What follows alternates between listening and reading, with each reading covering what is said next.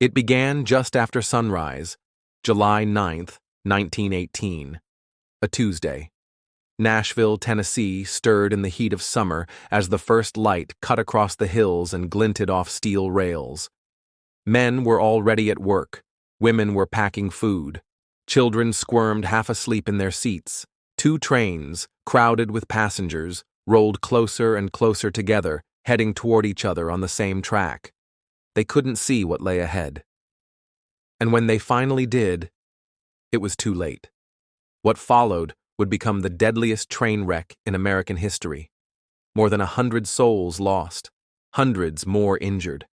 Not by sabotage, not by war, but by human hands, ordinary decisions, routine procedures, gone catastrophically wrong. The Nashville, Chattanooga, and St. Louis Railway was a vital artery in the South during the early 20th century. Stretching through Tennessee, Georgia, and Alabama, the rail line carried everything from freight and mail to returning soldiers from the Great War. In the chaos of 1918, with a global pandemic rising and World War I still raging overseas, rail traffic was heavier than ever. Among its busiest junctions was the stretch west of Nashville, near Richland Creek, in an area known locally as Dutchman's Curve. Dutchman's Curve had a reputation. A sharp bend in the track with thick vegetation on either side, it severely limited visibility. Engineers entering the curve could see only a few hundred feet ahead. There were no modern signal lights, no automatic alerts, just paper orders, manual switches, telegraph stations, and trust. That trust would be tested to its breaking point. At 7 a.m., train number 1, a local passenger train from Memphis to Nashville, had just passed the shops yard and was preparing to enter the single-track stretch that curved toward Union Station. It was a mixed train, made up of wooden cars crowded with working-class passengers, many of them African-American laborers commuting into the city. Some were soldiers returning from leave. Others were families, mothers with children, porters, mail clerks, cooks, and traveling mechanics. The train's engineer was David C. Kennedy, a veteran of nearly 20 years on the line. He had run this route many times before. At Shops Yard, Kennedy was supposed to wait.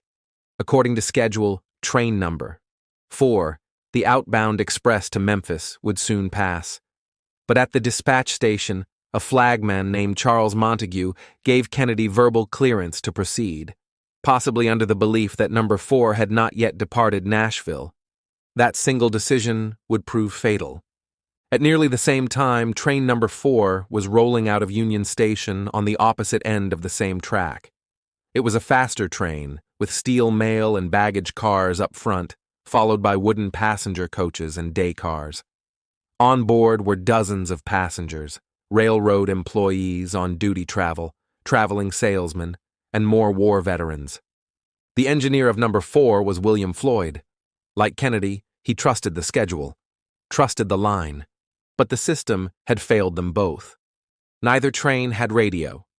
Neither had a functioning two-way signaling system. In 1918, the Nashville, Chattanooga, and St. Louis Railway still relied on train orders, written slips, dispatch calls, and operator flags. If a dispatcher made a mistake, if someone misunderstood, there was no backup. At full speed, each train thundered toward Dutchman's Curve. Neither could see the other, neither could hear the warnings that should have been given. Just after 7:20 a.m., the two locomotives, each hauling wooden cars filled with people, rounded opposite ends of the curve. At a combined speed of more than 100 miles per hour, they smashed into each other in a roar of steel and fire. The impact was apocalyptic. The lead engines telescoped into one another, their steel boilers rupturing in a blast of steam and flame. Cars behind them crumpled like paper. Wooden coaches shattered. Debris flew in all directions. People were thrown into ceilings, walls, and each other. In seconds, fire spread from the splintered wood to the spilled oil and coal dust. The shrieks of breaking metal gave way to human screams.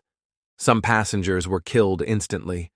Others were crushed in collapsing compartments, trapped under broken beams, or pinned between seats. Scalding steam from the engines cooked everything it touched. For those nearest the front of either train, death came in an instant, or in agony. Survivors, dazed and wounded, stumbled from twisted doorways and shattered windows. They dragged themselves into the dirt. Others, still alive, cried out from inside the wreckage, their voices muffled under burning timbers. The air filled with the scent of coal smoke, blood, scorched wood, and human skin. Farmers nearby saw the plume of black smoke rising from the trees and ran toward it. A few reached the scene in minutes, finding nothing but carnage. They pulled survivors from the wreckage, men missing limbs, women with broken backs, children covered in blood. One rescuer later recalled stepping over a man's severed arm to reach a girl still breathing. Word spread fast. Nashville's hospitals were overwhelmed. Ambulances, hearses, and wagons arrived by the dozen. Clergy, volunteers, undertakers, and doctors swarmed the site. By noon, the injured were being laid out in makeshift triage tents. The dead were stacked in rows along the hillside. The final death toll would rise to 101, though some believe the number was even higher. Bodies were mangled beyond recognition. Several were so badly burned they could only be identified by wedding rings or remnants of clothing. Others were never identified at all. One coach carried nearly 40 black laborers. All but one were killed. Many of their names were never recorded. The segregated society of 1918 didn't afford them much space in the headlines. Mass funerals followed. Families wept over closed caskets. Some left without a body to bury. The investigation revealed multiple failures. Kennedy had likely misunderstood his orders, but he wasn't the only one. The dispatcher had failed to confirm the position of train number. Fourth, communications between yards were incomplete. No warning was sent down the line. No signal blocked the curve. The wooden passenger coaches, standard at the time, were fragile in high-speed collisions. Many deaths were caused not by the initial impact, but by the collapse of these outdated cars. The Interstate Commerce Commission later cited Dutchman's Curve as one of the most dangerous stretches of track in the South. But even after the wreck, the railway didn't fully modernize. Some improvements were made, signals, safer switches, a few more steel coaches, but cost-cutting remained king. The tragedy became a footnote in American memory, overshadowed by the end of World War I, the flu pandemic, and a century of larger disasters. But for those who survived, and those who lost loved ones, the memory never faded. In 2008, 90 years later, the city finally erected a historical marker near the site. It reads, in part, "The Great Train Wreck of 1918 remains the worst rail disaster in American history." But numbers alone can't capture what was lost that day. The man who never made it home to see his newborn daughter. The mother who shielded her child in the crash and died doing it. The priest who walked car to car, giving last rites.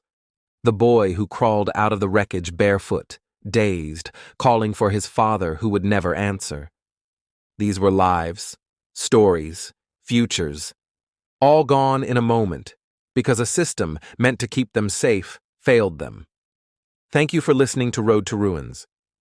Subscribe for more true stories where systems fail and people pay the price.